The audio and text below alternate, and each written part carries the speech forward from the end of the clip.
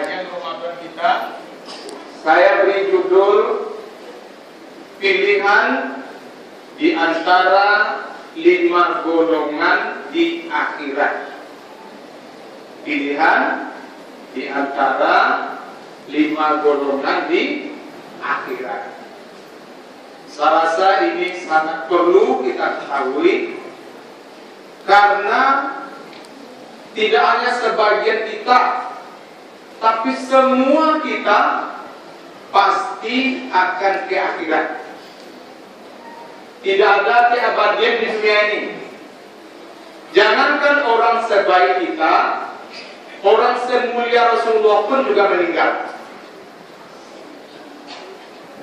Jangankan orang yang sukses, kalau ada di antara kita yang kaya pun, orang yang sekaya Korun pun sudah meninggal. Dan begitulah termasuk kita nanti. Perkara kapan itu rahasia Allah. Tapi yang pasti, kullu nafsin dha'iqatul maut. Setiap yang bernyawa pasti akan mengalami kematian. Jangankan makhluk hidup, jangankan kita manusia, dunia ini pun tidak akan selamanya. Suatu saat dunia ini akan selesai. Tidak ada lagi namanya dunia nanti. Yang ada hanya lagi akhirat saja. Maka sebelum kita ke akhirat itu, perlu kita ketahui ilmunya dari sekarang, agar nanti jangan terjadi penyesalan yang tak ada gunanya lagi. Nah, dalam sebuah hadisnya, Rasulullah SAW telah mengingatkan kita, ad-dunya mazra'atul akhirah. Dunia ini adalah ladang untuk akhirat. Jadi apa yang kita tanam di dunia ini, itulah yang nanti kita panen di akhirat.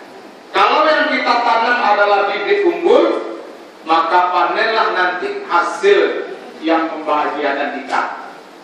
Tapi kalau yang kita tanam adalah bibit yang rusak, maka terimalah kesakitan yang luar biasa di akhirat nanti. Dan dalam hadis lain, Rasulullah juga telah mengingatkan kita, ad-dunya darul amal. Dunia ini adalah kampung tempat beramal. Wal akhirah darul jaza. Sedangkan akhirat adalah kampung tempat pembalasan amal. Jadi kita di dunia ini hanyalah beramal dan beramal. Balasannya nanti di akhirat, bukan di dunia ini. Makanya jangan heran kalau ada orang yang taat beribadah, tapi hidupnya biasa-biasa saja, bahkan miskin. Karena memang bukan balasan ketaatan itu di dunia. Sebaliknya ada orang yang sangat banyak dosanya, tapi hidupnya kaya. Karena memang balasan dosa itu bukan sekarang, bukan di dunia. Balasannya nanti di akhirat. Allah Subhanahu wa Ta'ala sesungguhnya hanya menginginkan kita yang terbaik saja, baik dalam kehidupan dunia ini maupun dalam kehidupan nanti di akhirat. Buktinya apa? Allah turunkan wahyu untuk menuntun hidup kita, supaya wahyu itu ada konkretnya. Maka Allah pilih model untuk bisa mewujudkan seperti apa maunya Allah.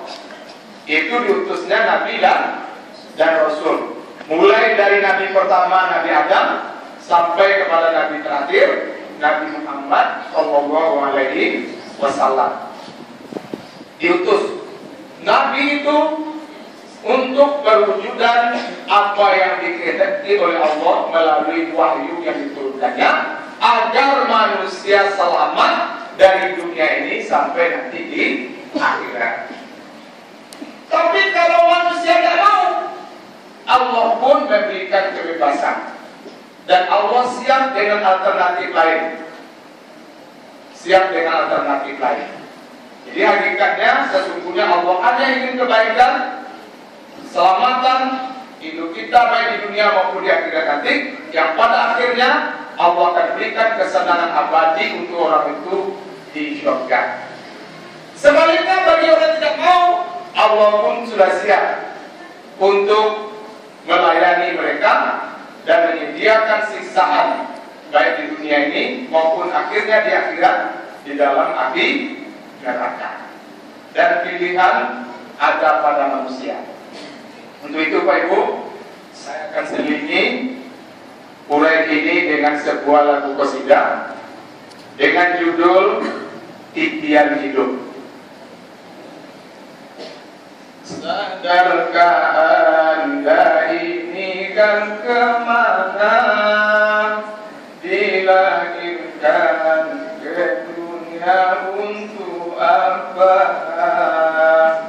Sadarkah Anda ini kan kemana dilahirkan ke dunia untuk apa?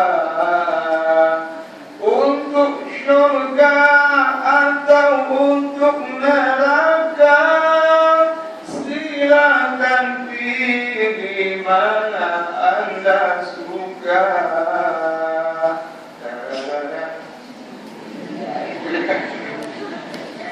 Sadarkah dirimu wahai insan, hidup ini hanya bagai titian. Sadarkah dirimu wahai insan, hidup ini hanya bagai titian antara hidup yang kita jalani dengan alam yang sedang kita nanti. Nah ya,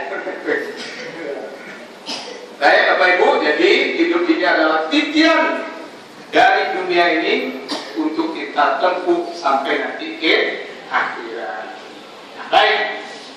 Dalam Al-Quran, Allah Subhanahu wa Ta'ala telah menguraikan bahwa di akhirat nanti manusia kemungkinan akan tersebar ke dalam 5 golongan.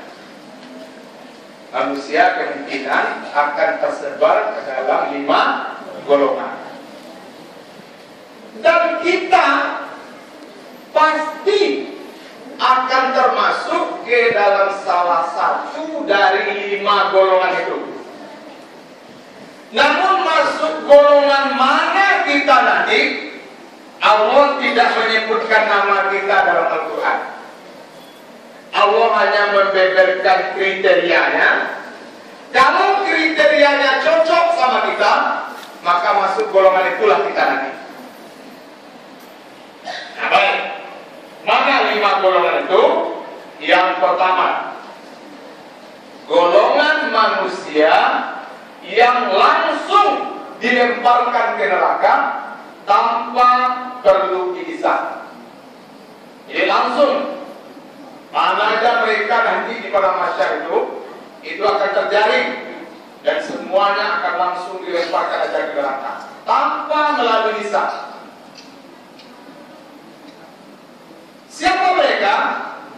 Dalam Al-Quran surat Al-Kahfi surat ke-18 ayat 103 sampai 106, Allah Subhanahu wa Ta'ala menyatakan, A'udzu billahi minasy syaithanir rajim. Bismillahirrahmanirrahim.